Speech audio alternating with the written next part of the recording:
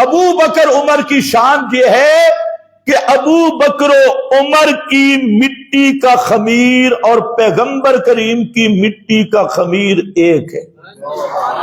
ابو بکر کی تخلیق کی مٹی، فاروق اعظم کی تخلیق کی مٹی، پیغمبر کریم کے تخلیق کی مٹی، تینوں کو اللہ نے ایک ہی مٹی سے پیدا کیا۔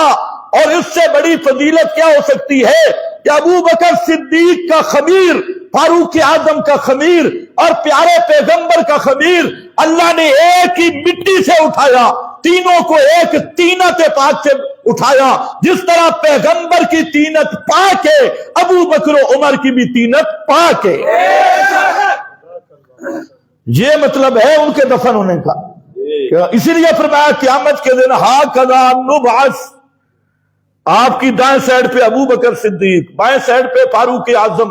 فرمایا قیامت کے دن ہم جب زندہ ہوں گے نا، اس طرح قبر سے اٹھیں گے کہ میری ایک سائڈ پہ ابو بکر ہوگا اور دوسری طرف سے حضرت فاروق اعظم رضی اللہ تعالی۔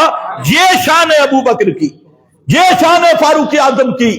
تو اس لیے نہ کراچی کے مفتی کی دال گل سکتی ہے، نہ خمینی کے مفتی کی دال گل سکتی ہے۔ ابو بکر عمر کی شان بھی برحق، اس مقام کی شان بھی برحق